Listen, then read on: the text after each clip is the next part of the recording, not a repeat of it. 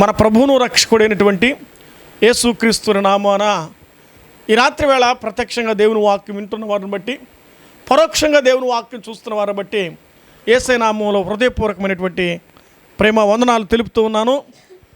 దేవుని యొక్క దయలో మరొక రోజు మరొక వాక్యం వీలున్నప్పుడల్లా శుక్రవారం పూట ఇశ్రాయేలు యొక్క 7 పండుగల గురించి మనం వింటూ వస్తూ ఉన్నాం. ఎన్ని పండుగలు విన్నాం? దాదాపుగా నేను మీ ఎదుటకు 5 పండుగలు తీసుకొచ్చాను. ఎన్ని పండుగలు తీసుకొచ్చాను? నేను 5 పండుగలు తీసుకొచ్చాను అన్నమాట.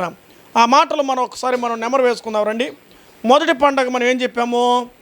ఇశ్రాయేలు 7 పండుగలో మొదటి పండుగ పస్కా పండుగ, రెండవది పులిల రొట్టెల పండుగ, మూడవది ఏం చెప్పాను ప్రథమ ఫలం పండుగ, నాలుగవది పెంతుకోస్తు పండుగ, ఐదవది బూరల పండుగ. ఇప్పుడు వచ్చేది ఏంటంటే 6వది ఈరోజు చెప్పబోయే పాట మరొక మాట ప్రయాచిత్తార్థమైన పండుగ. ప్రయాచిత్తార్థమైన పండుగను గురించి దేవుని వాక్యంలో మనం చూద్దాం రండి. లేవియాకాండం 23వ అధ్యాయం.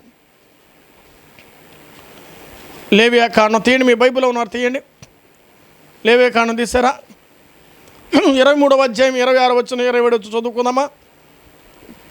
మరియు యెహోవా మోషేకు ఇలాగూ సెలవిచ్చును, ఈ 7వ నెల 10వ దినమున పాపము నిమిత్తము ప్రయాచిత్త దినము, అందులో మీరు పరిశుద్ధ సంఘముగా కూడవలెను. మిమ్మును మీరు దుఃఖపరుచుకొని యెహోవాకు హోమము చేయవలను. ఆ దినమున మీరు ఏ పని చేయకూడదు. మీ దేవుడిని యెహోవా సన్నిధిని మీరు మీ నిమిత్తము ప్రయాచిత్తము చేసుకొనుటకై అది ప్రయాచిత్త దినము. ఆ దినమున తాను దుఃఖపరుచుకొని ప్రతివాడు తన ప్రజల్లో నుండి కొట్టివేయబడము. దుఃఖపరచుకొని ప్రతివాడు ఆ దినమున ఏ పనిను చేయకూడదు. వాని ప్రజల్లో నుండకుండా నాశనము చేయుదును. అందులో మీరు ఏ పని చేయకూడదు. అది మీ సమస్త నివాసములో మీ తరములకు నిత్యమైన కట్టడ. ప్రభు తన మాటలు మన వినికిడులో ఆశీర్వదించునుగాక. ప్రార్థన చేద్దాం వాక్యం కొరకై. ప్రేమగల మా తండ్రి, పరిశుద్ధుడు అనే దేవా, నీ పాదములకై స్తోత్రములు. ఈ రాత్రి వేళ నీ వాక్యమును మేము విన్నాం తండ్రి. నీ మాటలు మేము చదివాం. దేవుని మాటలు విలువైనది. నీ బిడ్డలందరితో, ప్రేక్షకులతో తండ్రి, నమ్మిన వారితో, నమ్మని వారితో, విశ్వాస జీవిత యాత్రలో సాగించబడినటువంటి క్రైస్తవ ప్రపంచముతో ఈ రాత్రి నువ్వే మాట్లాడతావు నేర్పించమని. ఏ పార్టీ వాడు తండ్రి నీ మాట నా ద్వారా పలికిస్తూ ఉండగా ఒక పాత్రగా మీరు వాడుకొని బలపరిచి నడిపించమని యేసుక్రీస్తు వారి నామమున వాక్యం కొరకై మీ సన్నిధిలో అడిగి వేడుకొనుచున్నాము తండ్రి, ఆమేన్.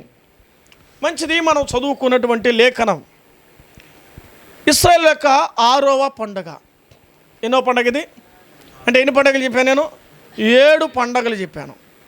7 పండుగలలో ఇశ్రాయేలు జరుపుకుంటారు. కానీ విశేషంగా విలువైన పండుగలో ఇది చాలా కీలకమైనటువంటి పండుగ. ఈ ప్రయాచిత్తార్థమైన పండుగ అన్నిటికీ మూలాధారం, అన్నిటికీ ఆధారం ఇదే. అసలు పండుగకి అసలు విలువైంది ఏంటంటే అదే. ఎందుకో తెలుసా? లేవియాకాండం 16వ అధ్యాయంలో ఈ ప్రయాచిత్తం ఎవరు చేయాలి, ఎలా చేయాలో రాశాడు. 23వ అధ్యాయానికి వచ్చే కొద్దికి ఇది నిత్యమైన కట్టడని చెప్పాడు. 16వ అధ్యాయంలో ప్రణాళిక, ఆ రోజు యాజకుడు చేయవలసిన విధానం రాశాడు. 23వ అధ్యాయంలో ప్రజలు చేయవలసిన విధానం రాశాడు. 16వ అధ్యాయంలో ప్రధాన యాజకుడు ఎలాగూ చేయాలో ఆ యొక్క ప్రయాచిత్తార్థాన్ని గురించి రాశాడు. అసలు ప్రయాచిత్తార్థం అంటేనే ప్రాయచిత్త ఆర్థం, అందులోని పదాలు 3 ఇమిడి దాగి ఉంది. చిత్తార్థం అంటే, ప్రాయం అంటే ఒకరి ప్రక్షాళన మరొకటి బలిపోవడం. ప్రాయచిత్తార్థమైనటువంటి పండుగ. అసలు ఈ పండుగ మనం గమనం చేస్తే, ఒకటి ఎక్కడ చేయాలి ఈ పండుగ? యాడ్ చేయాలి. ఎక్కడ చేయాలంటే అందరూ ప్రత్యక్షపు గుడారము దగ్గరకు రావాలి. ప్రత్యక్ష గుడారములో 3 భాగాలు ఉన్నాయి. అందరూ నేరుగా రారు. మా బంధువులు వచ్చి ఏడ వరకు వస్తారమ్మా, ఫస్ట్ గేట్లోకి వస్తారు, తర్వాత వస్తే హాల్లోకి వస్తారు, అంటే వరండాలోకి వస్తారు, వరండా నుంచి హాల్లోకి వస్తారు, ఎక్కువ మించితే కిచెన్లోకి వస్తారు, ఇంకా ఎక్కువ మించిందంటే ఏడకి పోతారు. బెడ్రూమ్లో పోయేవాడు ఎవడంటే సన్నిహితుడై ఉండాలి, కుటుంబస్తుడై ఉండాలి. దారిలో పోయినందరూ బెడ్రూమ్లు తీసుకుపోతామా? దారిలో పోయినందుకు వంట రూమ్కి తీసుకెళ్తామా? తీసుకెళ్ళాం కదా. దానికి ఒక యోగ్యత, దానికి ఒక అర్హత ఉండాలి. కనపడాలందరూ మా ఇంట్లోకి రా, మా వంట రూమ్లోకి రా, మా బెడ్రూమ్లోకి రా, ఎవరిని వస్తే బయట కూర్చోబెట్టం. కొంతమంది ఇంకా మీకు అర్థం కావడానికి బాగా ఆలోచించేయండి. అంటే ప్రతి దానికి ఒక్కొక్క స్థానము ఉంది. వరండాకు ఒక విలువ ఉంది, కిచెన్కి ఒక విలువ ఉంది, బెడ్రూమ్కి ఒక విలువ ఉంది. అంటే దానికి పరిమితి, దానికి స్థానాలు ఉన్నాయి. అలాగునే ప్రత్యక్షపు గుడారములో 3 భాగాలు ఉన్నాయి. ఆ 3 భాగాలు ఇద్దరు మరి యాజకులు ఉంటారు. మొదటిది ప్రధాన యాజకుడు, రెండవది యాజకుడు. ఆనాటి ప్రధాన యాజకుడు అహరోను సంతతి నుంచి వచ్చింది యాజకత్వం. అసలు యాజకత్వం ఎందుకంటే పాపం కొరకు. ఈ ప్రసంగానికి మూల అంశం ఏంటంటే యాజకుడు ప్రయాచిత్తము చేయకపోతే పరిహారం కలిగించబడదు. ఎందుకంటే యాజకుడు అంటే ఎవరంటే ప్రతిష్ఠించబడినవాడు, లోకము నుంచి, లోక పరిస్థితుల నుంచి ప్రత్యేకించబడిన. ఆనాడు యాజకుడు, ఈరోజు ఎవరు బాబు? ఎవరు? ఈరోజు దైవ సేవకుడు దేవుని కొరకు ప్రతిష్ఠించబడి సిద్ధపరిచి మీ ఆలన, మీ పాలన, మీ కష్టము, మీ కన్యలను చూసేవాడే యాజకుడు. ఈ యాజకుడికి ఈనాడు గౌరవం ఇవ్వడం లేదు, ఈ యాజకుడికి విలువ లేదు, ఈ యాజకుడికి మర్యాద లేదు. ఎంత పాత్రలు వచ్చిందంటే పాత్రలు పోతే కొత్త ఇళ్ళకి రుచిపడిపోతున్నారు. యాజకుడికున్న విలువ ఎప్పుడూ తగ్గదు, ప్రధాన యాజకుడికి విలువ తగ్గదు. ఈరోజు సంఘంలో ప్రధాన యాజకుడు ఉన్నాడు, యాజకుడు ఉన్నాడు. వీళ్ళిద్దరిలో గొప్పవారేంటి? ప్రధాన యాజకుడు అతి పరిశుద్ధ స్థలంలోకి వెళ్తాడా? యాజకుడు పరిశుద్ధ స్థలంలోకి వెళ్తాడా? అతి పరిశుద్ధ స్థలంలోకి వెళ్ళాలంటే ప్రధాన యాజకుడే. ఈనాడు సంఘంలో ప్రధాన యాజకుడు దైవ సేవకుడు, యాజకుడు సంఘ పెద్దలు కావచ్చు ఇలా పోల్చుకుంటే. ఎందుకంటే ప్రభు కొరకు ఆలనా పాలన, సంఘాన్ని కాచే విషయంలో, సంఘాన్ని పాలించే విషయంలో, సంఘాన్ని పోషించే విషయంలో సగ బాధ్యత అంతా ఎవరు తెలిసిన ప్రధాన యాజకుని పాత్ర. ప్రధాన యాజకుడు గౌరవించడం నేర్చుకోవాలి, ఆ తర్వాత యాజకుని గౌరవించాలి. ఈరోజు ప్రధాన యాజకుడికి ఏమి లేదు, గౌరవం లేదు, మర్యాద లేదు. అందువల్ల ఏమవుతుందంటే సంఘాల పాపాలు ఏర్పడుతున్నాయి. ఇవ్వవలసిన గౌరవం, ఇవ్వవలసిన మర్యాద, ఇవ్వవలసినటువంటి ఆ స్థాయిని కోల్పోయినప్పుడు, వారు లెక్క చేయనప్పుడు, వారిని విలువ ఇవ్వనప్పుడు లోకం పోకడ వారి మీద ఏర్పడుతుంది. ఎందుకంటే ఆ ఖచ్చితమైనటువంటి ఆజ్ఞ చెప్పడు, ఖచ్చితమైన బోధలు ఉండవు, నియమ నిబంధనలు ఉండవు, ఉద్దేశాలు ఉండవు.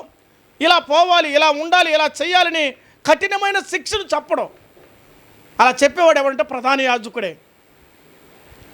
దేవుని సన్నిధిలోనికి వెళ్ళగలిగిన వాడు ప్రధాన యాజకుడే తప్ప యాజకుడు కాదు. అతి పరిస్థలంలోకి ఎలాంటి ఎవరు పోతారు? సంవత్సరానికి ఒక్కసారి ఆ యాజకుడు కూడా ఎలా ఉండాలి? పరిశుద్ధుడై ఉండాలి, నీతిమంతుడై ఉండాలి, నిర్దోషైన వాడే ఉండాలి, నిష్కలంకుడైన వాడుగా ఉండాలి. ఇప్పుడు ఆ ప్రధాన యాజకుడు మరొక వ్యక్తి ఎవరంటే మన ప్రభు అయినటువంటి యేసుక్రీస్తే. ఆనాడు అహరోను కుటుంబ వంశావళి, ఆ తదనంతరం ప్రభుని యేసుక్రీస్తు వారు, ఆ తదనంతరం నేడు సంఘములో దైవ సేవకుడు. వీళ్ళ ముగ్గురు ప్రధాన యాజక పాత్రకు తండ్రి, కుమార, పరిశుద్ధాత్మ నామములో త్రిత్వం కలిగిన వారికై భూమి మీద దేవుని పరిచర్య చేయడానికి నిర్ణయించబడిన వారు వాళ్ళు. మీకు అర్థమవుతుంది ప్రధాన యాజకుని యొక్క విలువ. ప్రధాన యొక్క వస్త్రాలు, దట్టి, తర్వాత ఎన్నో విషయాలు ఉన్నాయి, కానీ మనకు అంశం కొరకే మనం ఆలోచన చేద్దాం. ఎక్కడ ఈ యొక్క ప్రాయశ్చిత్తార్థమైన పండుగ చేయాలంటే ప్రత్యక్షపు గుడారం ఎదుట. ఇప్పుడు ప్రజలందరూ ఆడ ఉండాలి, ప్రజలందరూ బయట ఉండాలి. ఆవరణము బయట గేట్ ఎంట్రన్స్లో ఉండాలి, లోపల వచ్చేదానికి కూడా లేదు. వాళ్ళు బయటే ఉండాలి. వాళ్ళు ఎక్కడ ఉండాలి? వారు బయటే ఉండాలి. బయట ఉండి చేయాల్సింది, అంతేగాని లోపలికి వచ్చే ధన్యత వాళ్ళకి లేదు. లోపల ఉండేవారు ఎవరు?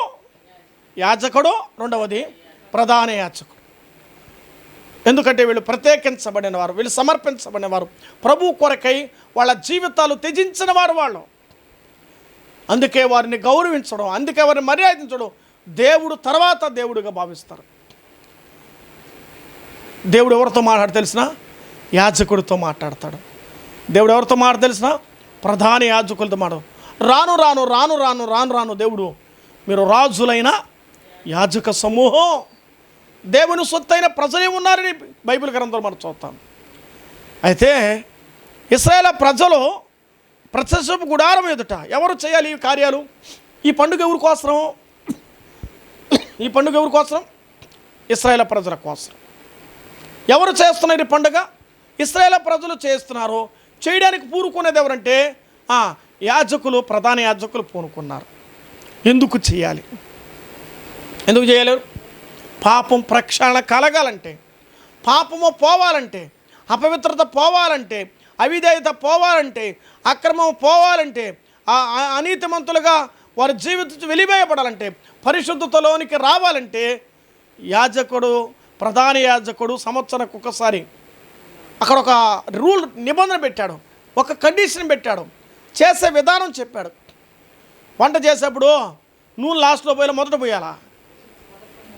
లేదు అంత ఎర్రగడ్డలు వేసి టమాటాలు వేసి మిరపపొడి అంతా పోయేసి తర్వాత లాస్ట్లో దించేప్పుడు నూనె పోస్తే ఏముంటుందా? ఆ కూరకి రుచిదనం ఉండదు. ఎప్పుడు నూనె పోయాలి అప్పుడు పోయాలి, ఎప్పుడు ఎర్రగడ్డలు ఎప్పుడు వేయాలి అప్పుడు వేయాలి, పచ్చిమిరపకాయలు ఎప్పుడు వేయాలి, టమాటాలు ఎప్పుడు, కారం వేయాలి. ముందు కారం పోస్తే నీళ్ళు పోసి రుద్దితే వస్తుందా? అబ్బే, దానికి ఒక క్రమం, దానికి ఒక మర్యాద. సంఘంలో ఒక క్రమం ఉన్నది, దానికి ఒక మర్యాద ఉన్నది. దేవుడు చెప్పినటువంటి కట్టడం అని రాయబడింది. ఇశ్రాయేలు ప్రజలు అది ఆచరించాలి, తప్పనిసరిగా ఆచరించాలి. అందుకే వాళ్ళు చేయవలసినది ఏంటంటే, ప్రధాన యాజకుడి దగ్గర అహరోను వారి కుటుంబ పక్షాన మనం ఆలోచన చేస్తున్నప్పుడు వారి దోషముల కొరకే ప్రాయశ్చిత్తం చేయడానికి కొరకు మరి 2 పిల్లని, మేక పిల్లను తీసుకుని వస్తే వాటి మీద వారు ఏం చేసేవారంటే చీటీ వేసేవాళ్ళు. ఏ చీటీ అయితే వాటి మీద ఒక దాని మీద పడినప్పుడు దాన్ని బలి అర్పించేవారు. మరొకటి మరి యాజకుడి చేత అది అరణ్యంలోకి తీసుకెళ్ళి దాన్ని స్వేచ్ఛగా వదిలేసేవారు. బలి అర్పించబడింది దానికి మరి దేవుని యొక్క రక్త ప్రోక్షణ చేత పరిశుద్ధపరచబడాలి దేవుని మందిరం. అలా జరగడానికి ప్రాయశ్చిత్తం చూస్తున్నాం. ఆనాడు ఇశ్రాయేలు ప్రజల్లో అపరాధాలు ఉన్నాయి, ఆనాడు ఇశ్రాయేలు ప్రజల్లో దోషాలు ఉన్నాయి, ఆనాడు ఇశ్రాయేలు ప్రజల్లో పాపం ఉన్నది. నా దోషము, నా పాపము, నా అపరాధం, నా అవిధేయత అన్నాడు. ఈ 4 లక్షణాల వారిలో అసలు పాపము ఈనాడు దేవుని ప్రజలు మరి ప్రాయశ్చిత్తం కలగాలి. దేని విషయంలో? ఒకటి మన పాపాల విషయంలో, రెండవది మన దోషాల విషయంలో, మూడవది మన అతిక్రమ విషయంలో, మన అపరాధాల విషయాల్లో. ఏది పాపం అంటే? పాపం అంటే ఏది? పాపం అంటే ఎన్నో పాపాలు ఉంది బైబిల్లో. మనది కాని దాన్ని ఆశించడం కూడా, మన కన్ను చూడదాన్ని చేయడం కూడా, మాట్లాడకూడని విషయంలో మాట్లాడడం కూడా, తాకకూడని వాటిని తాకడం కూడా, వెళ్ళకూడని దానికి వెళ్ళడం కూడా, ఎక్కడ ఉండకూడదు అక్కడ ఉండడం ద్వారా ఏమవుతున్నాం? మనం పాపాత్ములుగా ఎంచబడుతున్నాం. బైబిల్ అంటే అపహాసకులు కూర్చుని చోటు కూర్చుండ కానీ బైబిల్ ఉంది. ఎక్కడ కూర్చోకూడదంట? అపహాసకులు కూర్చుని చోట అన్నాడు. అంటే ఇప్పుడు ఎవరితో కూర్చోవాలి? దేవుని ఉద్దేశం ప్రార్థించే వాళ్ళతో కూర్చోవాలి, ఏమంటే దేవుని వాక్యం వినేవారితో కూర్చోవాలి, మోకరించి బైబిల్ చదివేవారితో కూర్చోవాలి. అలాగా అక్కడ ముసలమ్మ ముచ్చట్లు పెట్టే వాళ్ళతో కూర్చుంటే, కథలో కాలక్షేపాలు చేసే వాళ్ళతో కూర్చుంటే నీకు లాభమేమీ లేదు, అంతా నీకు నష్టమే, అంతా నీకు పాపమే. ప్రార్థించే వారితో నువ్వు ప్రార్థనకి వెళ్ళాలి, ప్రయాసపడే వారితో ప్రయాసపడాలి. ప్రభు కొరకైనటువంటి నీ జీవితం మరలా వచ్చేది కాదు. నీ జీవితం ప్రభు సన్నిధిలో వెలిగించబడాలి. అందుకే వారు ఇశ్రాయేలు ప్రజలు నా దోషము, నా పాపము, నా అపరాధం అన్నాడు. చూడండి, నిర్గమాకాండం 34వ అధ్యాయం. బైబిల్లో ఉన్నవారు తెరస చదువుదాం త్వరగా వచ్చినని. 34:7 ఏం రాయబడింది బైబిల్లో? చదవాలి, త్వరగా చదవాలి. కృపను చూపుచు దోషమును అపరాధమును పాపములను క్షమించును గాని ఆయన ఏమాత్రమును దోషులను నిర్దోషులుగా ఎంచడు. కదండి, దోషాలు అన్నాడు, పాపం అన్నాడు, అపరాధములు అన్నాడు. ఎవరు క్షమించాలి, ఎవరు పరిహరించాలి? దేవుడే. ఎందుకంటే ఆయన దోషము లేనివాడు, ఎందుకంటే ఆయన పాపము లేనివాడు, ఎందుకంటే ఆయన పరిశుద్ధుడు. యేసయ్య పరిశుద్ధుడు. ఆనాడు వారి పాపాలు క్షమించడానికి బలి పశువు అర్పించబడింది. బలి పశువు మన కొరకే క్రీస్తు బలియాగం చూస్తూ ఉన్నాం. అందుకే అపరాధాలు, పాపాలు, దోషములు అన్నాడు. ఈనాడు మానవ జీవితాల్లో ఇవి పేరుకుపోయి మచ్చుకు ఉన్నాయి. ఆ రోజులో ఇశ్రాయేలు ప్రజలు అలాగున్నారు. ఈ రోజులో మనం ఎన్నో విధాలుగా ఉన్నాం. ఏమండి, అపరాధుల దగ్గరికి, ఏమిది, ఆ తర్వాత విగ్రహారాధకుల దగ్గరికి, ఆ తర్వాత లోకానుసారమైనటువంటి ఆ దేవునికి వ్యతిరేకమైన పనులు చేసేవారి దగ్గరికి దేవుని పిల్లలు వెళ్ళకూడదు. వాటి ఆచారాల్లో మనం పాలు పొందకూడదు. వాటి ఆచారాలతో కూడినటువంటి అపరిద్ధమైన కార్యాలు చేయకూడదు. ఇవన్నీ మానవులు ఏం చేస్తున్నారు?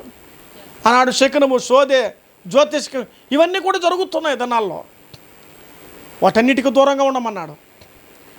అపరాధులుగా ఉండకూడదని, దోషులుగా ఉండకూడదని, నేరస్తులుగా ఉండకూడదని దేవుని యొక్క సంకల్పం. అందుకే దేవుడు ప్రత్యక్షం కూడా ఆ రోజు మందిరాలు లేవు, అందరికీ కలిపి ఒకే ఒక స్థలం, అది యెరూషలేము, అనగా ఆనాడు ప్రత్యక్షము గుడారం. రోజు రోజుకి తర్వాత మందిరాలు కట్టబడింది. ఇశ్రాయేలు ప్రజలకి ఎవరి ద్వారా కట్టబడింది మందిరం? సొలొమోను ద్వారా కట్టబడింది మందిరం. ఈరోజు మందిరాలు కట్టబడిన మందిరాలు కూల్చేస్తున్నారు. వాళ్ళ కొరకు మనం ప్రార్థించాలి. దేవుని మందిరం అంటే చిన్న చూపు చూస్తున్నాను నేటి దినాల్లో. ఇది శాశ్వతంగా ఉండే మందిరం. దేహాల మీద ఉన్నటువంటి ఆ గాయాలు ఎవరు చితుకలు చేసినప్పటికీ కూడా అంతరంగంలో ఉన్న దేహాన్ని ఎవరు పడగొట్టలేరు. భౌతికమైన దేవాలయాలు పడగొట్టొచ్చేమో, చెడగొట్టొచ్చేమో, కానీ అంతరంగంలో నివసించినటువంటి దేవాలయాలు ఎవరు తోయడానికి బైబిల్ రాయబడుతుంది కదా, ఈ గుడారమైన దేహము శిథిలమైపోయినను చేతి పని కాక దేవుని చేత కట్టబడినది నిత్యమైన నివాసము పరలోకమందు మనకున్నది. మనకు దేవుడు ఏమి మందిరం కడుతున్నాడు? నూతన యెరూషలేము కడుతున్నాడు ఆయన పరలోక రాజ్యంలో. యెరూషలేమా, యెరూషలేమా, నిన్ను ప్రేమించువారు వర్ధిల్లుదురు. మన లోకాన్ని ఎక్కువ ప్రేమిస్తారు, దేవుని ఆడ ప్రేమిస్తున్నాం. నా మనసు ఆడపోతాం కానీ అంటది.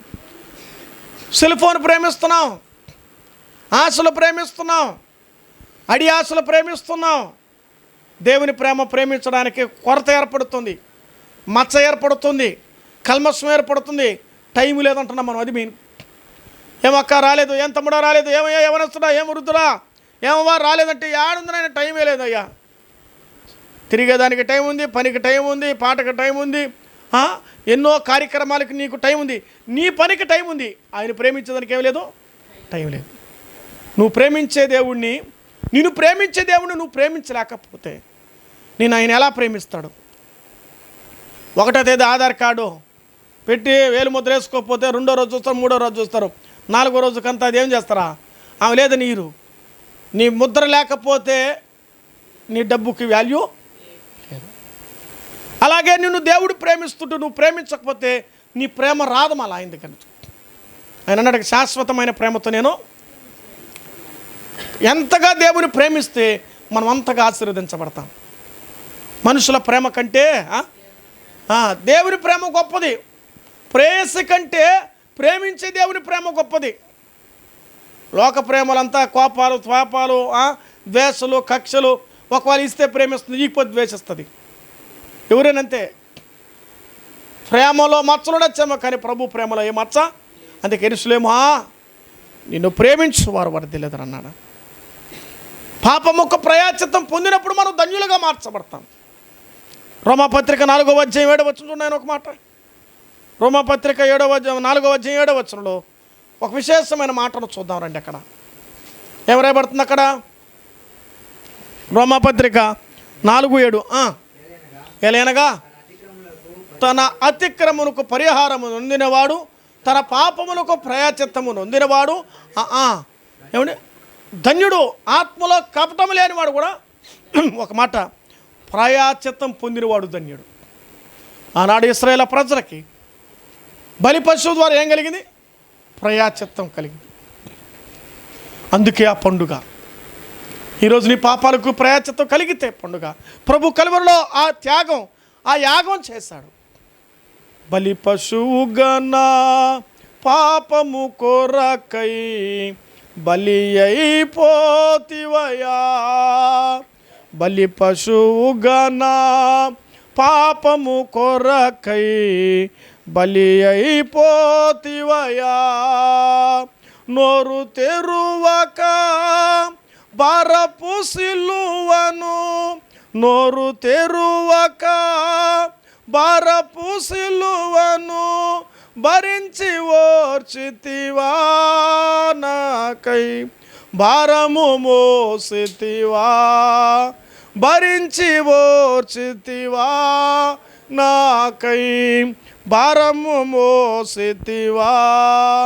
యేసయ్యా యేసయ్యా దయామయా, మరువలేను మరువలేను మరువలేనయ్యా. నీ ప్రేమ చరితం ఆ ఘోర మరణం, నీ ప్రేమ చరితం ఆ ఘోర మరణం. మరువలేను, కలిసి పడదాం. మరువలేను మరువలేనయ్యా. ఎలా మరిచిపోతామయ్యా ఆయన త్యాగం, మరువులేని ప్రేమ, మరుపురాని ఆ త్యాగం మన కొరకు చేశాడు. ప్రయాచిత్తం కలిగించిన ప్రభు. అందుకే దావీదు ఎప్పుడు దేవుని ఎక్కువగా ప్రేమిస్తాడు, దేవుని మందిరాన్ని ఎక్కువగా ప్రేమిస్తాడు. ఎందుకు దావీదు, అయ్యా నేను నీ సన్నిధిలో నేను తృష్ణగొనిచున్నాను, నీ మందిరంలో నేను నివసింపగోరుచున్నాను అంటాడు 27:4 కీర్తన గ్రంథంలో. దేవుని మందిరంలో ఉండాలని ఆశ ఉన్నది ఎవరికే? దావీదు అంటే, అయ్యా యెరూషలేము పోతున్నావు రాయంటే, జనులు నాతో చెప్పినప్పుడు నేను బహుగా సంతోషించానంటాడు. దావీదు దేవుని మందిరం ఉండాలంటే ఇష్టం. మనం ఏడ ఉండాలనుకుంటే ఇష్టం, ఇంట్లో ఉండాలంటే ఇష్టం. వాళ్ళేమో రాజులే దేవుని మందిరం ఉండాలని ఇష్టపడుతున్నారు. వీళ్ళకి డబ్బు లేదా, ఐశ్వర్యం లేదా, ఏమి లేదా, అన్నీ ఉన్న వాళ్ళకి ఆయన కావాల్సి వస్తే ఏమి లేక ఎగిరికి పడుతున్నారు. మనకి ఇంకెట్ట కావాలైనా? ఆయన లేకపోతే ఏమీ లేదు. ఎవరితోనే మాట్లాడగలరు, అధికారులతో మాట్లాడేవాడు ఆయన. ప్రతి పరిస్థితులతో దేవుడు మాట్లాడేవాడు. నీ అక్కరకు ఆ స్థితిలో మాట్లాడగలిగిన వాడు. అందుకే రాత్రి వేళ దేవుని వాక్యం జాగ్రత్తగా వినాలి. దావీదు అంటాడు 32వ కీర్తన 5వ చరణంలో ఓ మాటను మనం చదువుకుందాం. 32వ కీర్తన 5వ చరణంలో దావీదు ఏమంటాడంటే, ఎందుకు దావీదు అంతగా ప్రేమిస్తాడంటే, తన పాపానికి ప్రయాచిత్వం కలిగించమని. అయ్యా నా దోషం పోనట్లుగా హిమతో నా పాపం కడిగి ఈ సోపుతో నా పాపం పరిహరించంటాడు. తన పాపం పోగొట్టుకునే దావీదు ఏమంటాడు చూద్దారండి. 32:5 అది నా దోషములు కప్పుకొని నీ ఎదుట నా పాపాలు ఒప్పుకున్నాను. అది యెహోవా సన్నిధిలో నా అతిక్రమాన్ని ఒప్పుకుంటున్నాడు. అమ్మా అయ్యా ఈరోజు మనం చేసిన పాపాలు దోషాలు ఈరోజు ప్రయాచిత్వం కలగాలి. యేసయ్యా నేను పాపిని ప్రభువా, నా దోషాలు నా పాపాలు క్షమించిన ఆయనని అడగాలి. ఏం చేయం, మేమేం చేసినాం, ఇప్పుడు ప్రభు నమ్ముకున్నాం కదా, రక్షించబడ్డాం కదా, కాబట్టి ఈ విషయంలో మేము ఎప్పుడో తీర్మానం చేసుకున్నాం కదా, మేము దేవుని బిడ్డ అయినాము కదా అంటున్నాం. అయితే బైబిల్లో రాయబడిన మాట మనం ఆలోచన చేయాలి. సామెతల గ్రంథం 10వ అధ్యాయము 19 వచ్చిన చూడండి ఆయన. సామెతల గ్రంథం 10:19. ఏ నోరైతే ఒప్పుకున్నదో ఆ నోరు ఎలా ఉందో చూద్దాం. విస్తారమైన మాటలలో దోషముండక మానవ చాలు. మనం మాట్లాడే సంభాషణలు ఏముంది? దోషాలు ఉన్నాయి, పాపాలు వస్తాయి. చూపుల ద్వారా పాపాలు, మాటల ద్వారా పాపాలు, క్రియల ద్వారా పాపాలు. అందుకే మీ దోషములు బట్టి మీరు అమ్మబడ్డారన్నాడు. మనం ఏమైపోయినామా? అమ్మబడ్డాము. అమ్మేశాడు సాతాను, మనల్ని అమ్మేశాడు. ఆయన కొన్నాడు, తన రక్తం ఇచ్చి. ఆనాడు ఇశ్రాయేలు ప్రజలకి మేకపిల్ల ఎలాగైతే బలి అర్పణ ద్వారా ప్రయాచిత్తము సంవత్సరానికి ఒకసారి వాళ్ళకి కలిగిందో, ఈరోజు సదాకాలం నిలిచే బలి ద్వారా దేవుడు మనల్ని కొన్నాడు. ఎవరిని కొన్నాడు? ఒకరినే కాదు, ప్రపంచాన్ని ఆయన కొన్నాడు. తన రక్తం ఇచ్చి ప్రతి జనములోనూ ప్రతి జాతిలోనూ ప్రజలను కొన్నాడు. ఈరోజు మనం చూస్తున్నాం, మన ప్రయాచిత్తము జరిగింది కాబట్టి ఈరోజు మనకి భాగ్యం. ఇది లేని వారు ఎంతమంది ఉన్నారండి? పాపాలు తీసివేసుకోలేక పాడైపోయి పతనమైపోయి ఎన్ని కుటుంబాలు ఈనాడు దేవునికి వచ్చిన పరిస్థితులు చూస్తున్నాం. కుటుంబాల అలజడి, కుటుంబాల ఆవేదన, భార్యాభర్తల మధ్య అసమానాలు, పిల్లల బ్రతుకులు సరిగ్గా లేక కుటుంబాలు ఎలాగుంటే అసలు గూడు వీడిచినటువంటి పక్షి ఎలాగైపోయింది, చెదిరిపోయినటువంటి ఆ గూడు ఎలాగైతుందో కుటుంబ జీవితాలు అలా అయిపోవడానికి కారణం తెలిసిన వారిలో పాపాలు ఇంకా క్షమించబడలేదు, దేవుని ప్రేమతో నింపబడలేదు.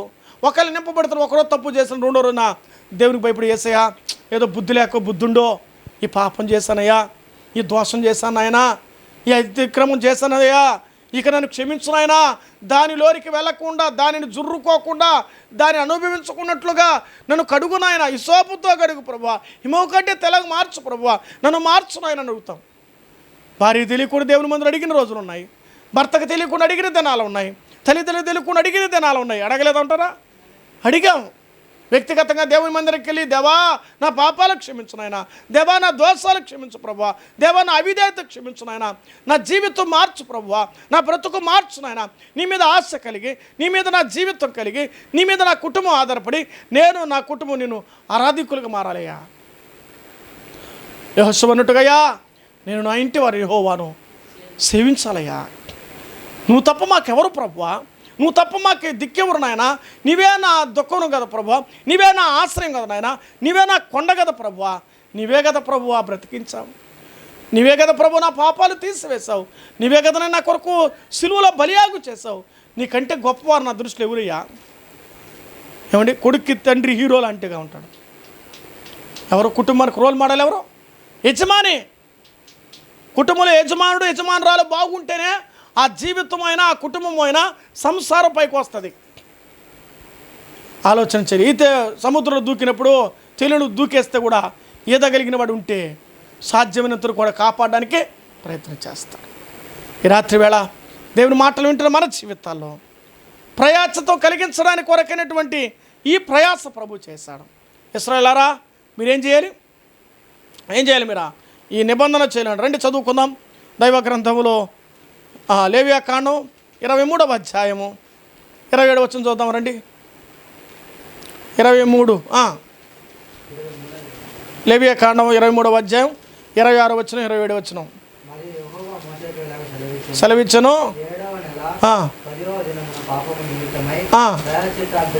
ప్రయాచితార్థ దినము